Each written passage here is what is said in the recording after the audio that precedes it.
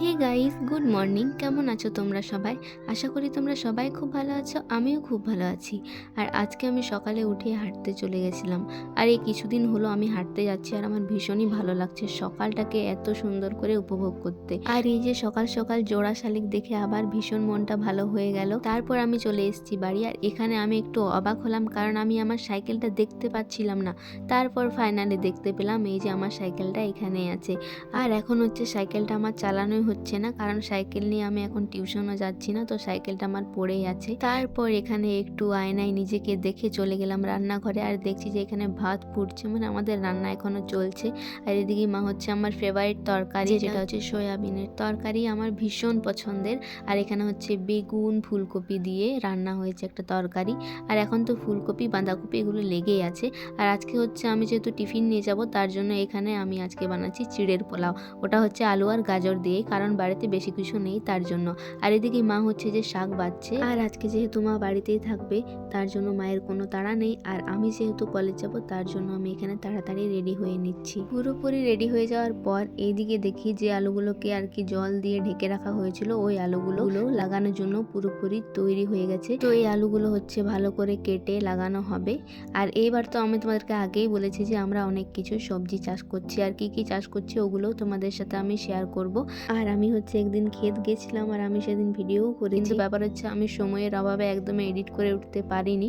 আর কাজের ফাঁকে ফাঁকে আমি ভিডিও এডিট করার চেষ্টা করছি, তো তোমরা সাথে থাকো আর দেখতে থাকো। আর এইবার যেহেতু মেশিন দিয়ে ধান কাটা হয়েছে, ধানগুলোকে ক্ষেত থেকেই পুরোপুরিভাবে বাজারে নিয়ে গিয়ে বিক্রি করে দেওয়া হয়েছে। তো কিছু বস্তা ধান বাবা বাড়িতে এনেছিল চাল করার জন্য, তার মধ্যে থেকে মা এখানে এক বস্তা ধান কুলো দিয়ে ঝেড়ে ভালো করে রেখে দিচ্ছে, কারণ এটা দিয়ে বাড়িতে পিঠে হবে তার জন্য। আর আমাদের হচ্ছে নতুন চালের ভাত গুড় দিয়ে রান্না করে ঠাকুরকে আগে দেওয়া হয়, তারপর খাওয়া হয়। তো এটা সবাই করে, তো আমরাও করেছিলাম আর খেয়েওছি। তো সেটা আমি ব্লগ করিনি, তো তোমাদেরকে এখনই বলে দিলাম। তারপর আমার বাসের টাইম হয়ে যায়, আর আমি বাবাকে বলি যে চলো আমাকে একটু নামিয়ে দিয়ে আসবে। তার জন্য এখানে হচ্ছে বাবা আমাকে পৌঁছে দিতে যাচ্ছে।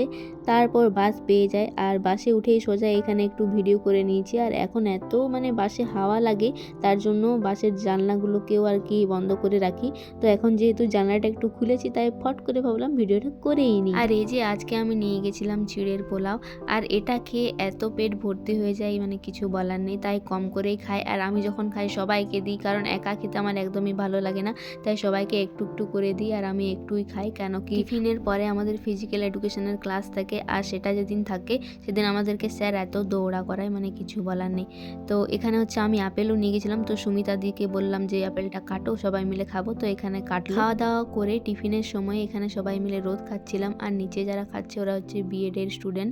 তারপর আমাদের ক্লাস হয়ে যায়, এখন হচ্ছে আমাদের বাড়ি ফেরার পালা। তো এই যে সবাই আমরা বাস ধরার জন্য সবাই হেঁটে হেঁটে যাচ্ছি।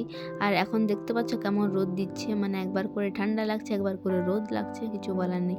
এদিকে আছে প্রমিলা, আর পিছন দিকে আছে সুস্মিতা। তো আমরা সবাই মিলে এই যে হেঁটে হেঁটে যাচ্ছি। তো তারপর হচ্ছে আমরা বাস পেয়ে যাই। আর এখানে না একটা সুন্দর বাড়ি আছে, যে বাড়িটা আমি ভেবেছি তোমাদেরকে দেখাবো, কিন্তু একটা ট্রাক এসে গেল বলে আমি দেখাতেও পারলাম না। তারপর প্রমিলা নেমে চলে গেল নিচের বাড়ি, আর আমি হচ্ছে এখন আমার নিচের বাড়ি ফিরবো। তো চলো ভিডিওটা এখানেই শেষ করছি, দেখা হবে নেক্সট একটা ভিডিওতে। বাই।